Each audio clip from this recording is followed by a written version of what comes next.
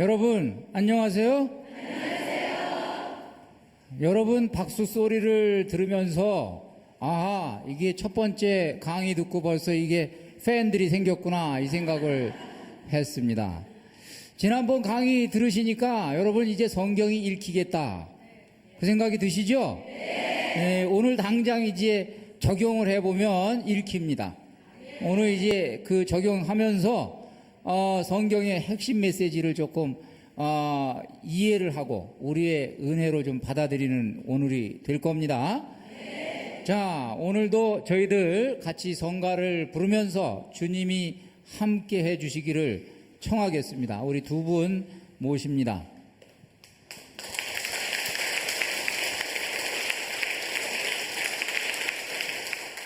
네, 기도하시겠습니다. 성부와 성자와 성령의 이름으로 아멘.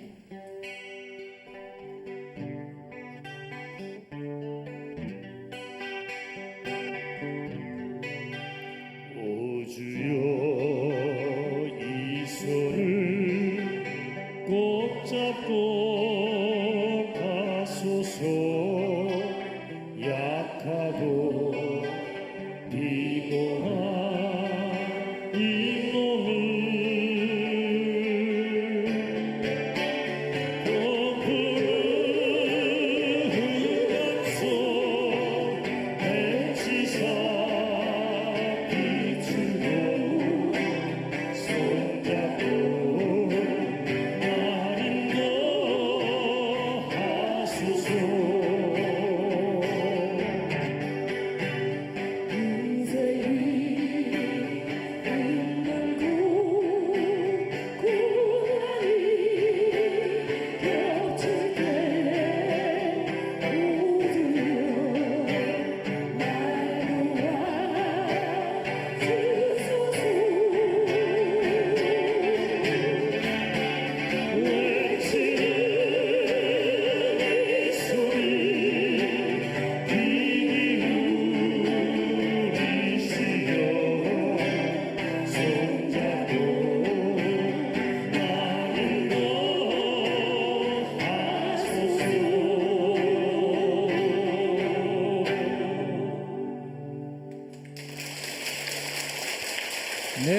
네, 오늘도 우리 주님께서 저희와 함께 해 주실 것을 믿습니다.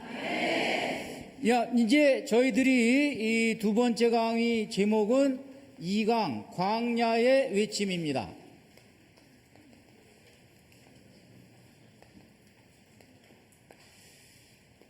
일단 여러분들 짐작이 가시죠? 예, 세례자 요한에 대한 이야기입니다.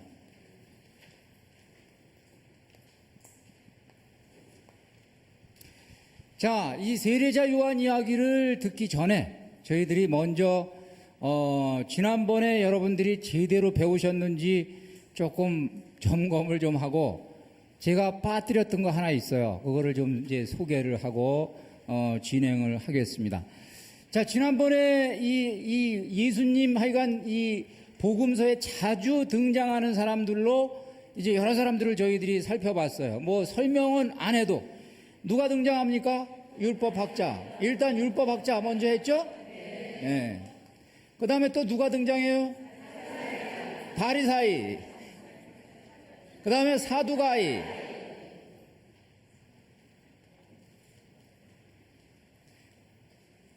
또 누구를 보셨어요, 여러분? 세리 기억하시죠? 그 다음에 이제 열혈당원. 열성당원, 뭐 열혈당원 다 해당됩니다. 열혈도 뭐 좋아요. 열혈당원. 그 다음에 또 누가 있어요? 사마리아인. 그 다음에 이제 여기서 물론 사두가이를 보면서 여기서 조금 저희들이 갈라가지고 대사제하고 사제들을 봤죠? 네, 그게 대사제입니다. 대사제고 여기에 조금 우리가 요즘으로 얘기하면은 이거를 도와주는 보조원들이 있어요. 보조원들이 레위인 이렇게 되면 그건 보조원이에요. 그러니까 레위인으로서 아직 이것이 사제가 안 되고 대사제가 안 된 사람들, 레위인, 보조원입니다. 이렇게 보시면은 이제 전반적으로 저희가 볼 수 있는 거는 다 봤는데, 여기에 이제 이분들은 그나마 신분이 있는 분들이에요. 신분이 있잖아요, 여기에. 그런데 여기에 속하지 않는 사람이 있어요. 그러니까 그냥 뭉뚱그려 가지고 항상 얘기하는 사람들이 있어요. 그 사람들이 청중들, 그렇죠? 또는 군중들 이렇게 되죠? 청중, 군중 이렇게 되는데, 이 청중, 군중을 우리 이 마르코 복음으로 가서 보면은 아주 전문적인 용어가 있는데 오클로스 이렇게 얘기해요. 오클로스. 마르코 복음에서는 오클로스 그러는데, 여러분 뭐 하여간 그냥 받아서 적어 보세요. 이 오클로스가 뭐냐 하면은 민중입니다. 그러니까 우리나라에서 옛날에 민주화 시절에 민중신학이라는 거 아마 여러분들 들어보셨을 거예요. 한국의 민중신학. 요 민중들이 이 마르코 복음, 민중신학이 마르코 복음을 중심으로 해서 생겨난 신학입니다. 그러면 요 사람들이 누구냐 하면은 어중이 떠중이에요. 여기도 안 속하고 여기도 안 속하는 어중이 떠중이. 그 이들의 구체적인 멤버들이 누구냐 하면 세리, 죄인, 창녀. 그러니까 예수님을 따라다니는 사람들은 주로 요 사람들이고, 같이 다니죠. 같이 다니고 요 사람들하고 예수님하고 같이 이제 상대를 하는 거예요. 이렇게 이제 얘기가 되죠? 그런데 이제 요 사람들을 이름하여 또 이제 저 오클로스라고도 얘기하지만, 전통적으로 이 구약 성서에서 부르던 이름이 있어요. 그 이름이 암하아레츠라는 뜻이에요. 그럼 백성이거든요. 아레츠. 그 에레츠 그러면은, 원래 에레츠 그러면 땅입니다. 그러니까 하는 이제 소유격 관사로 바뀌어가지고 그러면은 백성, 땅의 백성들 이렇게 이제 말하는 겁니다. 땅의 백성이니까 밑바닥 인생들 얘기하는 거죠. 요 사람들이 이제 예수님께서 주로 끼고 도는 사람들이에요. 그 사람들을 데리고 이제 예수님이 이 소위 말해서 이 복음을 선포하시고, 가난한 이에게 복음을 선포하게 하셨다. 이 가난한 이들이 이 사람들이에요, 이제. 그래서 이제 이것을 염두에 두시고, 일단 이제 오늘 주제인 세례자 요한으로 와 봅니다. 자, 광야의 외침. 400년간의 정적이 광야에서 있었습니다. 400년 동안 조용했어요. 사람들은 답답했어요. 하느님께서 한마디만 해주시면 좋을 텐데 어째서 예언자가 나오지를 않느냐. 우리 여러분, 이 구약성서에서 왕정시대에는 예언자가 너무 많아가지고 귀찮았다고. 북이스라엘에 보면 그냥 이 사람도 나오고 저 사람도 나오고 그냥 아모스도 나오고, 우리 읽기도 복잡해. 그냥 읽기도 복잡하고, 그 다음에 이사야도 나오고, 대예언자 한꺼번에 겹쳐가지고 대예언자가 한꺼번에 한 시대에 살았습니다. 예레미야, 에제키엘, 이런 사람들이 그냥 우글우글거리다가 갑자기 말라키 예언서 딱 끝나더니 침묵. 이 사실 백성들도 대단하지만 하느님도 대단하신 거예요. 우리가 지금 살아보니까 한평생 살아도 이렇게 긴데, 따지고 보면 400년을 주님께서는 침묵하셨어요. 그러니까 주님의 시간은 짧아요. 1000년이 하루 같고 하루가 1000년 같고 짧아요. 우리의 시간은 길어요. 굉장히 길죠? 그래서 바로 이런 침묵 중에 드디어 이 침묵을 깨는 음성이 들렸습니다. 회개하여라, 하늘나라가 가까이 왔다. 마태복음 3장 2절인데 이 말이 울려 퍼진 거예요. 회개하여라, 하느님 나라가 가까이 왔다. 이 사람들이 말이에요, 용어는 다르지만 누구든지 공통적으로 지금 원했던 것이 하느님 나라가 언제 와 이 말이죠. 근데 이들이 원했던 거는 용어도 다르고 개념도 다르고, 하느님 나라가 어떤 사람은 저 세상이고 어떤 사람은 이 세상이고, 어떤 사람은 정치적인 나라고 어떤 사람은 경제적인 나라고, 예? 그렇게 되는 거예요. 없는 사람은 이 경제를 일으킬 하느님 나라를 원하고, 예? 억압받는 사람은 정치에서 해방하는 하느님 나라를 원하고, 이 사람들이 지금 원하고 있는데 드디어 외치는 이의 소리가 나타났어요. 가서 보니까 복장도 예사롭지가 않아. 벌써 특이해. 그러고 눈빛을 보니까 이분은 정말 하늘에서 온 분 틀림없어. 그래서 이제 사람들이 전국에서 몰려들기 시작합니다. 몰려들기 시작하는데 그야말로 이 유다 광야에 사람들이 인산인해를 이루었습니다. 그래서 이제 그들 앞에 제일 먼저 온 사람들이 누구냐 하면, 또 이런 때 제일 앞에 나타나는 사람들이 꼭 누구냐 하면은 여러분 바리사이하고 사두가이요. 둘 중에 하나가 먼저 와 있다고. 지난번에 경쟁 관계에 있다 그랬죠? 예, 서로 먼저 와 있어요. 먼저 이제 차지하려고. 이들은 경쟁이니까. 같은 패가 아니다는 얘기죠? 그래서 이제 와 있는데, 이제 바로 이들을 향해서 독설, 첫 번째 나오자마자 독설입니다. 독사의 자식들아, 다가오는 진노를 피하라고 누가 너에게 일러주더냐. 너희들은 정보도 빠르다. 역시 제일 먼저 나타났구나. 그렇게 된 거예요. 근데 이제 왜냐하면은 이들이 뿌리는 나름대로 이 훌륭한 뿌리지만 이 삶은 이미 타락해 있었어요. 제일 썩어 있었습니다. 성전은 썩어 있었고, 나중에 보시지만 이제 이 성전은 썩어 있었습니다. 이미 환전상들 모든 것이 다 끝나고, 기도하는 집이 더 이상 기도하는 집이 아니었습니다. 사두가에는 이미 예수님 눈에서 났습니다. 기도하는 집이 아니었죠.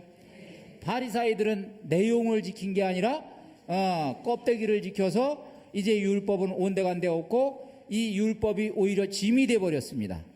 율법이 해방의 원리인데, 사랑의 원리인데 어떻게 됐어요? 짐이 돼 버렸어요. 그 지킬 수 있는 사람들은 지키지만 지키지 못하는 사람은 못 지키는 거예요. 이것이 이제 민중들에게는 오히려 올무가 된 거예요. 이제 그런 것들을 이제 놓고 선포를 합니다.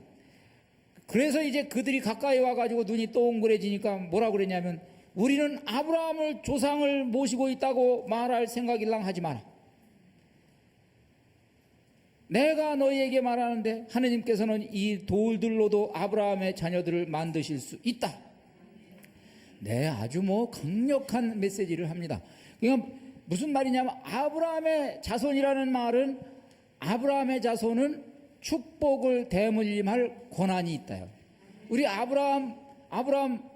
이제 아브라함의 구약에서 지금 제가 교육을 합니다마는, 아브라함에게 세 약속을 줬습니다. 하나는 자손, 하나는 땅, 그 다음에 하나는 복의 원천. 요것을 너희들이 소유권을 주장하지 마라. 아브라함을 이유로 해가지고 주장하지 마라. 혈통 얘기하지 마라. 이제 그거 가지고, 그 기득권 가지고는 인정을 하지 않는다. 요 얘기예요. 자, 그래서 이제 이 세례자 요한이 사람들에게 정신 바짝 드는 이야기를 합니다. 도끼가 이미 나무 뿌리에 닿아 있다. 이제 나무 베버린다. 여러분, 이스라엘이라는 나무를 베버립니다. 이제 무섭잖아요. 결과적으로 뱄어요, 안 뱄어요? 뱄잖아요. 좋은 열매를 맺지 않는 나무는 모두 찍혀서 불 속에 던져진다. 그래서 나중에 이제 회개에 합당한 열매를 맺어라. 너희들이 와서 세례만 받지 말고 가가지고 회개에 합당한 열매를 맺어라. 물론 세례를 주었죠. 물론 세례를 줬는데, 이제 그러니까 먼저 이제 군중들이 이 지금 바리사이하고 이 사두가이는 자존심 상해서 이제 질문을 안 했어요. 이들은 이제 벌써 성질이 났어요. 성질 건드려 놨기 때문에. 그랬더니 군중들이 와서, 이제 군중들은 세례자 요한의 말에 희망을 거는 거예요. 군중들이 그에게 물었다. 그러면 저희가 어떻게 해야 합니까? 저희가 어떻게 해야 합니까? 요한이 그들에게 대답하였다. 옷을 2벌 가진 사람은 못 가진 이에게 나누어 주어라. 먹을 것을 가진 사람도 그렇게 하여라. 우선 이제 군중들에게 이 대화가 진행이 되고 제가 좀 이따 풀어드립니다. 세리들도 세례를 받으러 와서 그에게 스승님 저희는 어떻게 해야 합니까? 하자 요한은 그들에게 정해진 것보다 더 요구하지 마라 하고 일렀다. 그 다음에 군사도 그에게 저희는 또 어떻게 해야 합니까? 하고 묻자 요한은 그들에게 아무도 강탈하거나 갈취하지 말고 너희 봉급으로 만족하여라 하고 일렀다. 이렇게 돼 있죠? 여기에 있는 내용들은 전부 다 가만히 보면은 각자의 직업과 각자의 처지에서 실천할 수 있는 것들이에요. 상식. 예? 그래서 결국 여기서 얘기는 이제 준비해라. 마음을 바로잡고 준비해라. 요런 이제 이야기이고, 그래서 이것이 이제 반응으로 넘어갑니다. 자, 그러면 이 메시지에 대해서 사람들은 요한복음을 이제 따라서 저희가 보면은 사람들은 어땠나? 궁극적으로 보면 빛이 어둠 속에서 비치고 있었지만 어둠은 그를 깨닫지 못하였다. 결국 이제 세례자 요한 이야기도 거의 이제 사람들에게서 의아심을 불러일으킵니다. 자, 세례자 요한이 이렇게 세게 얘기하니까 요한복음에 의하면 어디가 술렁거렸냐 하면 예루살렘 본부가 술렁거렸습니다. 그럼 400년 동안 여러분 침묵이 있다가 요르단강에서 광야에서 누가 나와서 외치고 있다. 이거 이 비상입니다. 이거 아주 누수 특보입니다.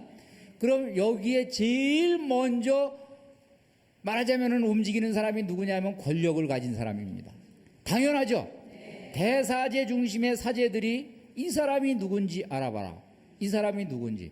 잘못하면 뒤집힐 수도 있고. 그렇죠? 이게 자기들의 이해관계하고 얽혀 있죠? 예, 그래서 이제 이 사람의 정체를 알아보기 위해서 사람을 보냅니다.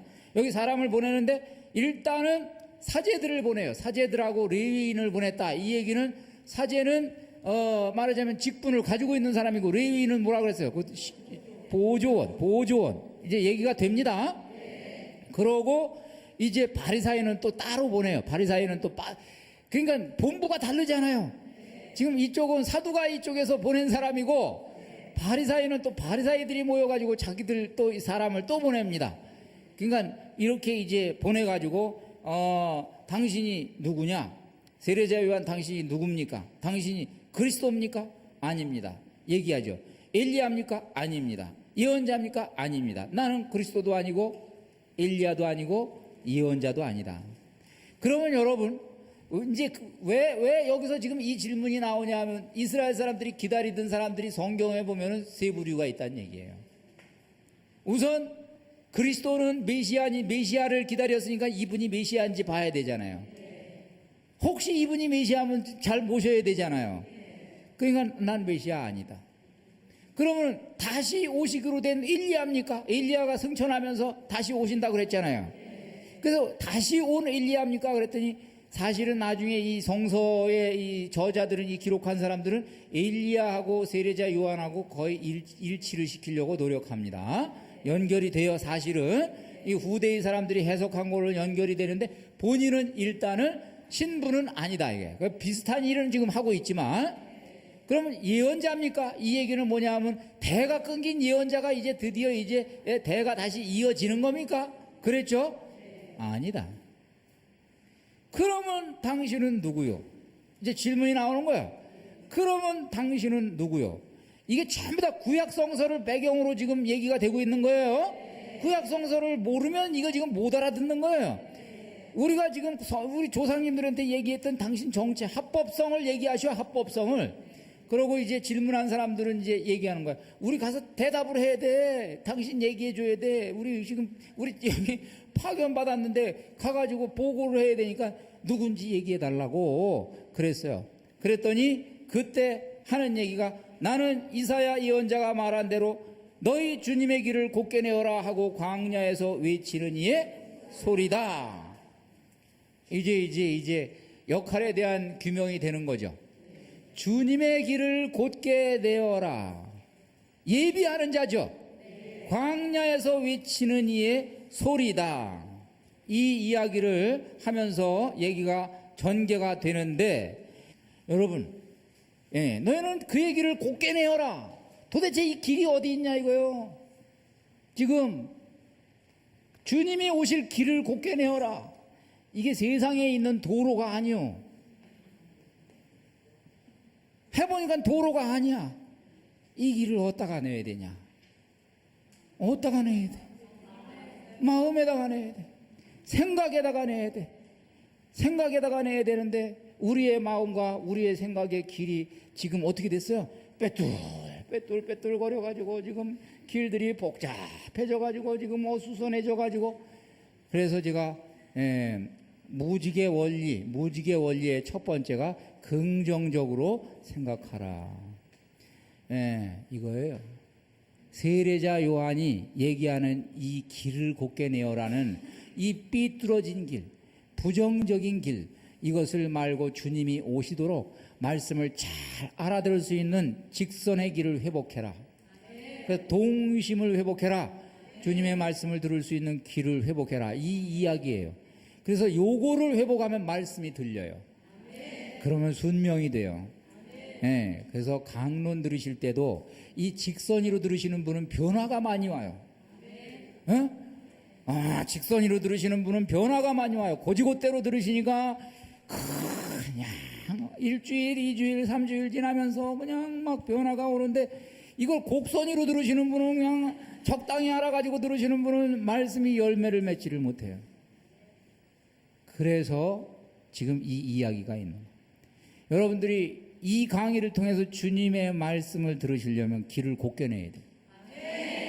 길을 곱게 내지 않고 이 강의를 들으면 이 강의 전체를 들어도 은혜가 되지를 않아요. 잘 알아들으세요. 그래서 세례자 요한을 이 두 번째 강의에 제가 집어넣은 거예요. 준비하자. 길을 곧게 내자. 결국 말이에요. 아까 얘기한 것도 바로 그 말이에요. 청중들에게 나눠줘라.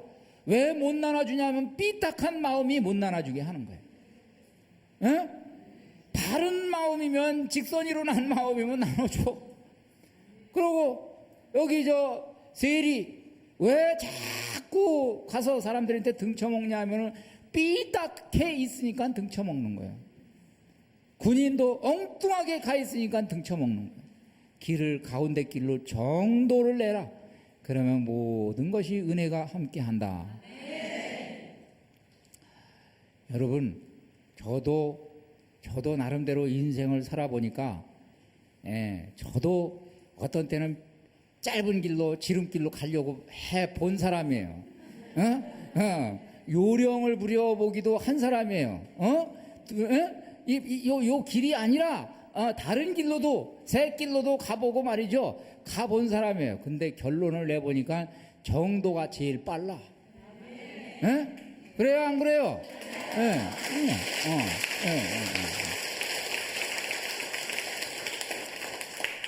거기서 주님을 만나십니다. 자, 이제 이렇게 얘기를 했더니 이제 사람들이 물어봅니다. 이제 그러면 이제 알았어. 당신이 주님의 길을 예비하는 자, 이제 알아들었다 이거야. 이제는 알아들었어. 그러면은 요 다음에 이 사람들의 관심은 뭐냐 하면 누군가가 오기는 온다. 이제는 알아들었죠? 준비하는 거다. 알아들었어. 그럼 당신 왜 세례를 주는 거야? 그분이 세례 줘야 되는 거 아니야? 이 얘기를 지금 하는 거야. 여기 지금 나와요, 이제. 당신이 왜 나서서 세례를 주는 거야? 그랬더니 내가 주는 세례는 단지 씻는 예식이야. 준비하는 예식이야. 나는 물로 세례를 주지만 그분은 불과 성령으로 세례를 주신다. 진짜 세례는 그분이 와서 하시고 나는 미리 조금 그분을 맞을 준비를 하는 것이다. 됐죠? 그래서 이제 그분이 당신의 역할을 규정을 합니다. 자, 이제 얘기는 여기서 이제 이분이 이렇게 활동을 하고 열심히 복음을 전한 사실에 대해서 예수님께서 정말 저는 이 구절을 좋아합니다. 왜? 이 구절에 모든 것이 다 있습니다. 그래서 저는 이 구절을 좋아하는데, 짧은 구절이지만 루카복음의 7장 24절 이후에 있는 얘기인데, 너희는 무엇을 보러 광야에 나갔었느냐. 이때 몰려든 사람들한테, 이때 몰려들었다가 세례자 요한을 막 따라다녔잖아요. 세례자 요한을 막 따라다녔습니다, 사람들이. 그래서 세례자 요한은 제자도 많았습니다. 그렇죠? 그래가지고 이제 이 세례자 요한의 사람들이 이제 무리가 있었는데, 이 무리 중에서 일부분이 예수님 제자가 됐습니다. 세례자 요한이 보냈죠? 하느님의 어린 양이다, 저분을 따라라. 그래가지고 이제 이 예수님의 제자가 됐는데, 예수님께서 어느 날 이제 제자들을 놓고 너희는 무엇을 보러 광야에 나갔었느냐? 바람에 흔들리는 갈대냐? 아니면 무엇을 보러 나갔었느냐? 고운 옷을 입은 사람이냐? 화려한 옷을 입고 호화롭게 사는 자들은 왕궁에 있다. 아니라면 무엇을 보러 나갔었느냐? 이렇게 이제 질문을 하시는데, 이 질문이 나중에 이제 물론 예수님 등장하시면 저희가 제대로 보겠습니다만은, 이 질문이 영성적인 질문이에요. 그래서 제가 이걸 다시 던져봤습니다. 뭘 보러 나갔냐? 이거는 우선 바람에 흔들리는 갈대냐? 이거는 너희들이 유행 따라서 지금 간 거냐? 이 말이에요. 유행 따라서 간 거냐? 이 영성생활에서 유행 따라서 왔다 갔다 하면은 그것도 별로 잘하는 거 아니에요? 영성생활에서. 그래서 바람에 흔들리는 갈대냐, 이렇게 부르면 이렇게 가고 저렇게 부르면 저렇게 가고, 그거 아니다. 이게 중심 잡아라, 이 말이죠. 아니라면 뭘 보러 갔냐? 고운 옷을 입은 사람이냐? 지금 영성생활에서 뭐 이렇게 사치스럽게 화려하게 사는 거를 추구하지 말라, 이 말이죠. 아니다. 너희는 그거 아니야. 화려한 옷을 입고 호화롭게 사는 사람은 왕궁에 있다. 이 왕궁이라는 말은 결국 그 권력이라는 거하고 같이 연결시킨 거예요. 자, 뭘 보러 갔냐? 나중에 그렇다면 너는 뭘 보러 갔냐? 예언자냐? 그렇다. 너희는 이제 400년 만에 이제 예언자가 나왔다 그래서 간 거 아닙니까? 그러나 사실은 예언자보다 더 훌륭한 사람을 봤다. 그리고 예수님이 이분을 나중에 예언자보다 훌륭하다. 역사 이래 여인의 몸에서 난 사람 가운데 이보다 더 큰 인물은 없었다라고 얘기를 하죠. 실제 이 세례자 요한에 대한 평가는 정말 예수님의 평가는 그렇습니다. 완벽하게 하느님의 삶을 살았던 사람이에요. 자, 그러면 이제 이 사람의 일생을 한번 저희가 조금 더듬어 보면, 우선 이제 요한이 아버지는 츠카리아입니다. 어머니는 엘리사벳입니다. 그래서 이 둘 다 아이를 갖지 못했습니다. 그 기도했더니 어느 날 또 가브리엘 천사가 나타나 가지고 이제 이 지카르야에게 임신할 것을, 이제 아이를 갖게 될 것을 이제 이야기해 줍니다. 사제 출신이죠. 사제 출신인데, 이 사실은 집안이 누가 더 좋냐 하면은 엘리사벳 집안이 더 좋아요. 이 엘리사벳 집안에 대사제 아론이 있었는데, 아론의 손녀가 엘리사벳이에요. 그러니까 벌써 대사제 누구예요? 굉장히 좋은 핏줄이죠. 여기에 이제 즈카리아가 결혼을 했어요. 이 집안이 아주 쟁쟁한 집안입니다, 지금. 그런 데에서 이제 아이를 갖지 못했는데, 아이가 이제 기적적으로 또 생겨서, 그런데 즈카리아가 이거를 안 믿어가지고 벙어리로 만들어 버렸죠.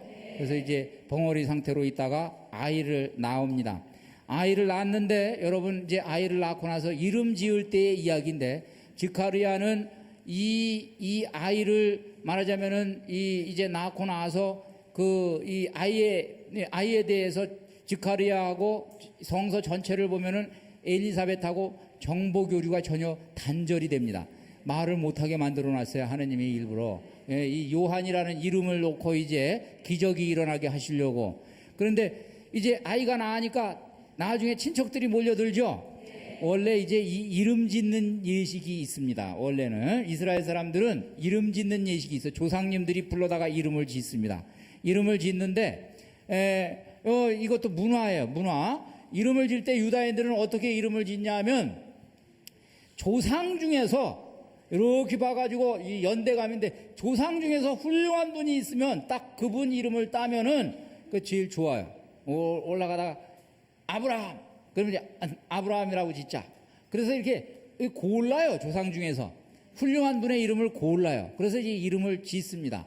그러니까 즈카르야라는 그 이름이 얼마나 좋은 이름이냐. 그 이름을 불러서 즈카르야라고 하자. 여기도 이렇게 해가지고 이제 이름을 붙여주는데, 우리하고 이름 붙이는 방법이 다르죠. 우리는 후손이 조상의 이름을 못 갖게 하죠. 예, 감히 조상을 뭐 이렇게 되는 거예요. 근데 저는 지혜가 오히려 이 사람들에게 있다고 봐요. 뭐냐면 이 사람들은 훌륭한 조상의 이름을 받아가지고 너도 그런 사람이 되라. 근데 우리는 감히 조상의 이름을 건드리지 마라. 그래서 이 좀 개념이 미래지향적이지 않죠. 예. 그래서 하여간 뭐 그거야 뭐 중요한 얘기는 아니고 그 정도로만 여러분이 두는데, 그런데 이제 친척들은 결국 이 이름을 따로 지었는데 갑자기 엘리사벳에게 이름이 떠올랐어요. 요한이라는 이름이 떠올랐습니다.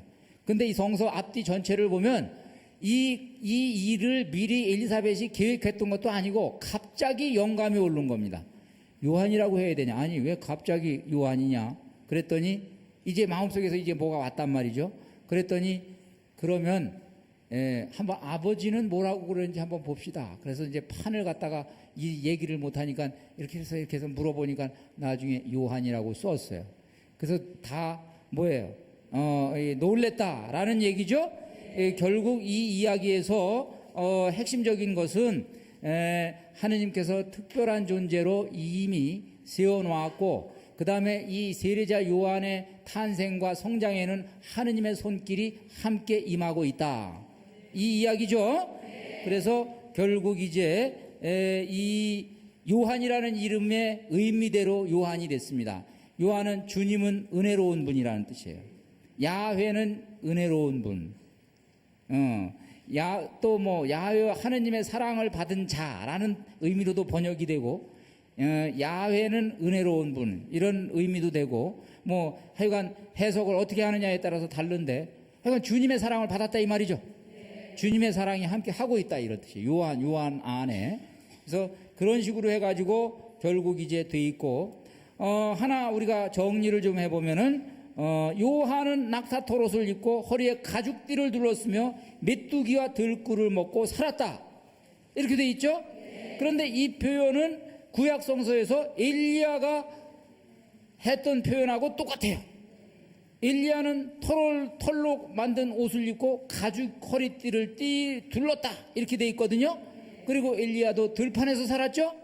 들판에서 뭐 먹고 산 게 뭐 맨날 그게 똑같은 거죠. 뭐 이렇게 돼 가지고 요한과 엘리야는 어떻게 보면은 이제 거의 비슷한 역할이고, 또 하나 이 좀 관심 있게 우리가 볼 것은 요한이 세례를 베푼 장소가 엘리야가 세상을 떠난 장소예요. 그러니까 엘리야가 떠난 장소에서 요한은 세례를 베풀었어요. 그러니까 엘리야의 위대한 일을 지금 요한이 지금 하고 있다는 역할을 지금 이렇게 연결을 시키고 있다. 이렇게 이제 보시면 되겠습니다. 자, 이 요한이 이제 드디어 나중에 이 부분은 이제 예수님 그 생활할 때 넘어갑니다만은 이제 이 헤로데 안티파스 말하자면 제부를 데리고 살았죠. 제수죠, 제수를 데리고 살았던 헤로디아를 데리고 살았는데, 여기에 대해서 이제 윤리적인 말하자면 선언을 했습니다. 결국 이것 때문에 이제 붙잡혀가서 감옥에 있다가 참수당하는 일을 겪습니다. 이건 예수님하고 나중에 이렇게 연결이 돼요. 그래서 이게 연결이 되는 그 지점까지 제가 왔고, 이제 요한은 당신의 역할을 끝내고 나중에 예수님께 세례를 주는데, 그 대목은 예수님 일생을 따라서 다시 한번 요한이 몇 번 재조명이 될 겁니다. 자, 요한은 지금 준비를 시켰죠? 확실히 준비를 시켰습니다. 이제 이 사람들로 하여금 예수님을 맞을 준비를 시켰어요. 이제 준비된 사람들은 예수님을 만나는 거야. 이제 만나는데, 이제 한쪽에서는 요한이 탄생하고 한쪽에서는 이제 드디어 이제 가브리엘 천사가 갈릴레아 지방의 나자렛이라는 동네에 가서 한 처녀에게 이제 나타났습니다. 상상해 보세요. 여러분, 이제 이 사건은 그냥 우리가 읽을 수도 있지만 한번 상상해 보면, 여기 지금 역사 속에서 갈릴레아라는 이 장소는, 여기 갈릴레아 이 장소는 여기가 이제 예루살렘이고 여기 사마리아쯤 되고, 그러면 여러분 여기 이 갈릴레아라는 이 장소는 뭐냐면 변방입니다. 우리로 치면 저기 저 남부까지 닿으면 저 신의주나 저 그쪽에 이 변방에 북쪽의 변방. 그래가지고 이사야서 11장 같은 데 보면은 어둠 속에 사는 백성들 그랬단 말이에요. 어둠 속에서 살고 있는 백성들의 이 여기가 여기서부터 멀잖아요. 변방이죠. 쳐들어오면 다 당하는 나라죠. 지역입니다. 그러니까 이 지역 컴플렉스가 사람들이 있어요, 없어요? 원래 있지, 옛날부터 있죠. 그러니까 이 지역에서는 뭐 인물이 나온다는 기대를 전혀 하고 있지 못한 거예요. 그러면 이 산골에 한 처녀 마리아가 이제 갑자기 저기 무슨 어떤 천사가 나타나 가지고 전혀 준비도 안 돼 있어요. 공부를 한 것도 아니에요. 어떤 천사가 나타나서 은총이 가득하니요 기뻐하여라 주님께서 너와 함께 계시다 이렇게 얘기를 하면은 놀래야 안 놀래요? 놀래 자빠지는 거지. 놀라는 거예요. 놀라는 겁니다. 놀라서 그러면은 그래서 두려워하니까 뭐라 그래? 두려워하지 마 마리아. 너는 하나님의 총애를 받았다. 보라 이제 네가 잉태하여 아들을 낳을 터니 그 이름을 예수라 하여라. 지극히 그분께서는 큰 인물이 되시고 지극히 높으신 분의 아드님이라 불리실 것이다. 주 하나님께서 그분의 조상 다윗의 왕자를 그분께 주시어 그분께서 야곱 집안을 영원히 다스리시리니 그분의 나라는 끝이 없을 것이다. 이렇게 딱 얘기를 하는데 여러분 뭐 하여간 당황스럽게 아이를 낳는다고 하니까 먼저 하는 얘기가 나 지금 남자를 알지 못하는 처녀인데 그랬죠?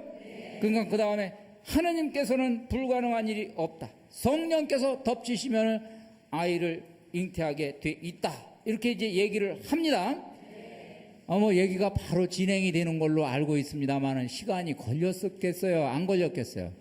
무지 많이 걸리는 거예요. 고민하는 거예요. 그래서 나중에 이제 주님의 종이오니 그대로 제게 이루어지소서 그러고 이제 말씀을 하시고 천사는 마리아에게서 떠나갔다.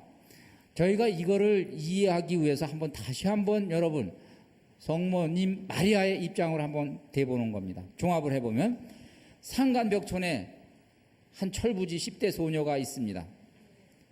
산신령이 나타났어요. 그래가지고 산간벽촌에 있는데 내가 대통령을 낳으리라. 산간벽촌에서.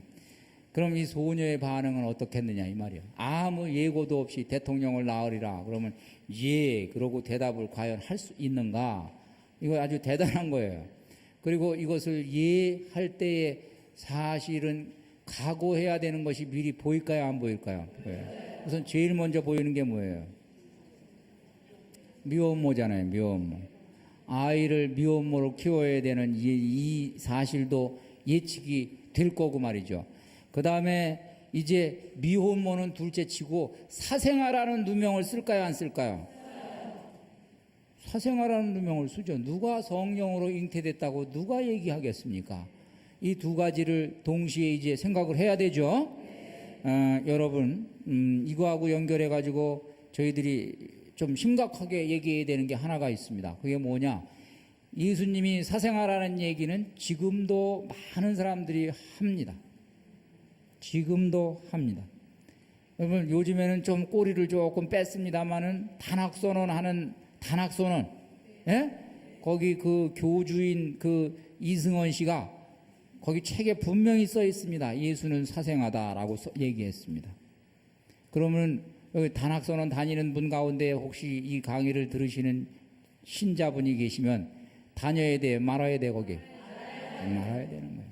그 암만 그것이 건강을 위해서 좋아도 다니면 큰일 나는 거예요. 그런 생각을 가지고 있는 사람이 만든 말하자면 거기에 운동에 우리가 왜 가야 됩니까? 가면 안 됩니다. 그래서 사생활라는 이야기가 있고 그러면은 이제 여기서 저희들이 한 가지 조금 염두에 둘 것은 요셉의 이야기하고 이야기를 정리하겠습니다. 여기서 이제 막 인제서 이제 태어나는 과정이니까 결국 마리아가 임신한 것을 요셉이 알았습니다. 그렇죠? 네. 마리아가 임신한 걸 요셉이 알았는데 요셉은 상식적으로 생각했습니다. 임신한 거를 알았는데 자 이게 도대체 어떻게 된 일인지 나는 마리아하고 손도 잡아본 적이 없는데 마리아가 애를 뱄어요. 요셉은 딱 생각하기를 이 동네에서 뭔 일이 터졌구나. 아주 정확하게 그렇게 돼 있어요. 요셉은.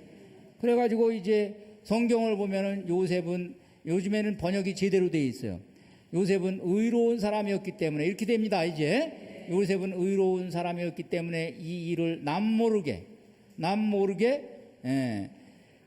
파혼하기로 이렇게 결심하였다. 이렇게 돼 있죠. 그럼 이제 요셉이 왜 의로운 사람이었기 때문에 어떻게 선택하냐면 남모르게 파혼하기로 결심하였다. 결국 이 이야기는 남모르게라는 거에 여러분들이 포인트를 두실 필요가 있어요. 의로운 사람이었습니다. 사실 우리가 생각하는 정말 답답한 의로운 사람 미면 어떻게 해야 돼? 딱 고소해야지. 나하고 약혼했는데 이 여자가 지금 내 핏줄이 아닌 누군가를 지금 잉태했단 말이에요. 이거 지금 고소해야죠. 고소해가지고 법에 의하면 돌 맞아서 죽는 겁니다. 당연히 그렇죠? 법적으로 가면 돌 맞아서 죽는 건데 요셉은 여기서는 의로운 사람이었다. 이 의로운 사람이라는 얘기는 하느님 보시기에 흠도 티도 없는 사람이다. 하느님은 어떤 사람을 흠도 티도 없는 사람이라고 보냐? 배려할 줄 아는 사람을 흠도 티도 없는 사람이라고 보는 거예요. 그래서 요셉은 의로운 사람이었기 때문에 남모르게 파혼합니다. 근데 파혼을 남모르게 할 수가 없어요. 파혼은 어차피 동네 사람들이 알게 돼 있어요. 이걸 어떻게 남모르게 파혼합니까? 그건 뭘 남모르게 파혼하는 거예요? 임신한 사실을 남모르게 파혼하는 거예요. 임신한 사실을 남모르게 파혼하는 거예요. 그럼 이제 요셉은 무슨 생각을 했냐 하면 이제 내가 파혼을 해주면 애기 아빠하고 어떻게 됐든 마리아하고 알아서 이제 다시 맡아서 결혼을 하든지 약혼을 하든지 둘 중에 하나요. 요셉은 물러나는 거예요. 이제 물러나는 거예요. 그러면서 기회를 주는 거예요. 그럼 사람들이 이제 요셉에게 이제 질문할 거예요. 요셉, 너 미쳤냐? 그렇게 이쁜 여자를 얼마나 착한 여자인데 너 미쳤어? 그러면 요셉은 이제 이유를 대기를 성격 차이야. 임신한 거 얘기하지 않겠다는 얘기예요. 성격이 안 맞으면 못 사는 거야. 이렇게 얘기할 마음의 준비가 돼 있었다. 의로운 사람이죠. 누가 의로운 사람입니까? 여러분 요즘에 가정 파탄들이 많이 일어나는데 살다가 헤어지면서 좋은 모습으로 헤어지더라도 좋은 모습으로 헤어지시기 바래요. 헤어지더라도 안 헤어지면 더 좋고 안 헤어지면 더 좋고 정말 헤어지더라도 여러분 이런 마음으로 헤어지기 바래요. 자, 그래서 결국 천사가 나타나서 모세에게 요셉에게 얘기하죠. 그 아이는 내 아이다. 천사가 이제 그렇죠? 성령으로 말미암아서 됐다. 꿈에 나타난 꿈에. 그래서 너가 필요하다. 너가 애 아버지가 돼줘야 된다. 여러분 이 성경에서 사실 성모님이 마리아가 불리움 받은 거는 그래도 주인공으로 불리움 받았으니까 됐지만 이 요셉은 완전히 이거는 양아버지 노릇하시느라고 요셉처럼 역사 속에서 정말 힘든 일에 불리움 받은 사람도 없어요. 차라리 살게 하든지 차라리 살면서 보호자 역할만 하게 이렇게 만드신 이 요셉. 그래서 요셉이 위대한 거예요. 그래서 요셉이 성인 중에서 가장 큰 성인이다 이렇게 얘기해요. 그래서 우리 그리스도교 전통 속에서는 요셉의 기도가 잘 들어준다 하느님께서. 그래서 이 성인들은 요셉의 기도는 끝발이 있다 이렇게 이제 알아들었어요. 그래서 어려울 때 요셉에게 청해라. 그러면 요셉께서는 하느님께 쌓은 공로가 있기 때문에 말발이 선다.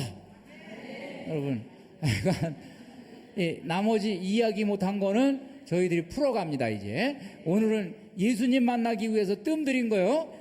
주인공을 등장시키지 않느라고 제가 지금 얼마나 지금 힘든 줄 아세요? 지금 주인공은 다음부터 등장합니다. 네. 자, 저희가 오늘 강의 여기서 이제 정리하고요. 세 번째 강의는 4개의 망원경이라는 주제로 강의합니다. 망원경이 4개입니다. 사복음서죠? 사복음서는 일종의 망원경입니다. 각각 망원경의 이 뭐 색깔과 특성이 달라요. 이걸로 보면 이것만 보이고 이걸로 보면 저것만 보이고 그래요. 그래서 이 네 개의 망원경으로 그 2000년 전에 일어났던 일을 보겠다 이거야. 우리가 여기서 지금 재미있겠어요? 재미없겠어요? 이 망원경이 각각 어떻게 다른지 다음 주를 기대하시기 바랍니다. 주님께 영광을 드리고 또 오늘 강의를 마치겠습니다. 성부와 성자와 성령의 이름으로 아멘. 영광이 성부와 성자와 성령께 처음과 같이 이제와 항상 영원히 아멘. 성부와 성자와 성령의 이름으로 아멘. 감사합니다.